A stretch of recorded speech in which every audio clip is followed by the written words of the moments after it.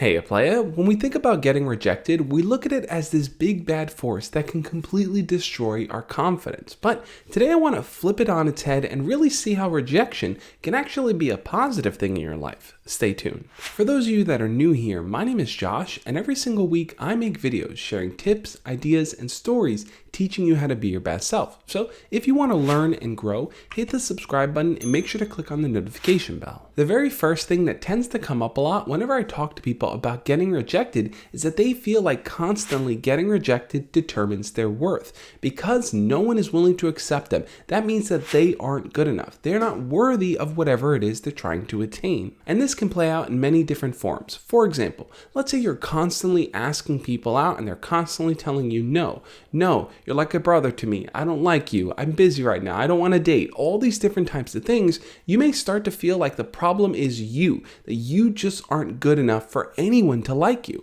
And that's really not how you should perceive rejection there. Instead, the rejection that you're receiving is more a reflection of what they feel and how they think rather than of you. Look, that isn't to say that the problem exists with the rest of the world and you're just an innocent victim caught up in the mix of it. There are definitely things that you can do to work on that, but we're going to get to that in a minute. What I want you to focus on here is the simple fact that when a person makes the decision for themselves, that's their decision. It's not yours. So if a person decides to reject you or turn you down because they don't want to date you, that rests more on how they feel, what they think, what they're looking for, not solely on who you are as a person. It's incredibly common to hear a person reject you and to tell yourself the same sad story, I'm just not good enough, rather than actually looking at it for what it is. That person is their own unique individual. They have their own thoughts, feelings, ideas, and interests, and what they're looking for just doesn't align with what I'm offering. And that's okay.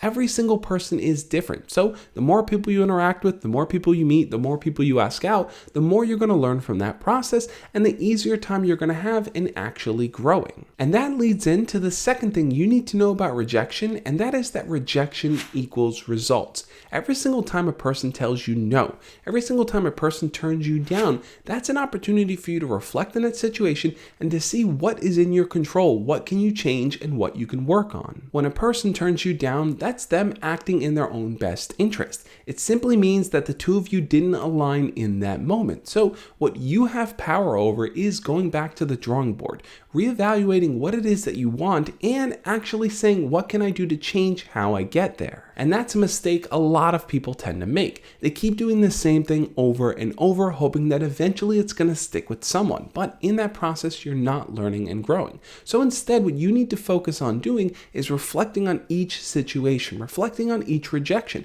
and asking yourself basic questions. What can I do differently next time? Maybe I started that conversation in a way where I didn't come off looking confident. Maybe I didn't flirt enough. Maybe I asked them out too soon. Asking these basic questions are going to help you really reflect and understand what you can do better for next time. And look, if you're feeling bold, you might just want to outright ask that person, hey, what exactly did I do that kind of turned you off or pushed you away? Having their feedback is invaluable because they may share something with you that you wouldn't catch yourself. Maybe they'll tell you something like, oh, your breath stinks, or you talk too close to my face, or you just kind of had these creepy or weird awkward pauses in vibe just whenever you're around me. Having that feedback may not be something that's going to make you feel good, but it's going to help you reevaluate that situation better.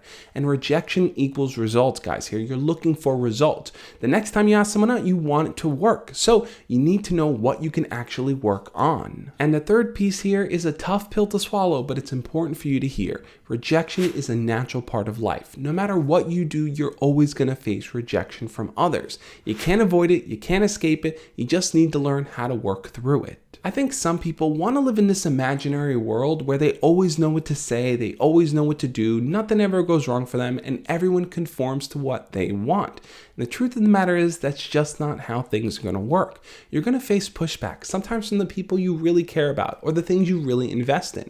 And it's important for you to know how to deal with that. Rejection really is a natural part of life because as you learn and grow, as you face new opportunities, new challenges, new things you never thought you'd encounter before, those are the learning opportunities that are really going to help you succeed.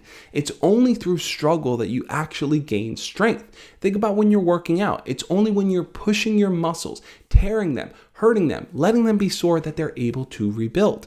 No one's going to figure it out on day one. Certainly not you, certainly not I. So we need to know how to deal with the pressure when it's on us. And that means catching yourself if you feel like you're on that path of misery and despair. One common thing that I see happen for people that are on that path is that they start to speak in very general terms about things. You guys have probably seen them in the comments on my videos. They'll say things like, every woman sucks. No woman ever wants to date me. All women think like this. All guys are like this. All people are like this. I suck completely. They speak in these general terms because when you speak in a general term, it's easy to confirm your own bias. You're not really speaking on an individual level, because if we were to speak on an individual level, you'll realize that, hey, just because that person doesn't like me doesn't mean the next million people I run into won't. And another common trait to look for to see whether or not you're heading down that black hole is whether or not you're telling yourself that you're incapable of learning. I've seen this happen a lot too in the comments on my videos. People say things like, I'm hopeless. I'm never going to get a girlfriend. Nothing is ever going to work out for me. They've already decided that they can't grow. And the moment you make that decision, you lose. What I want you to do next is to check out the playlist over here. That's a breakdown of all my rejection videos. So if you feel like this video wasn't enough to make you realize your own self-worth, those videos are going to help you do it. Also, I want to give a special shout out to all my patrons and YouTube channel members. These are the people that help support the channel and help it grow. If you're someone that wants to have a one-on-one chat with me every single month, private time, just us talking about what's going on in your life, check out Patreon. That's the best way to go about doing it. On that note, guys, I know you have what it takes to be somebody great, and I'll catch you next time. As always, love and peace.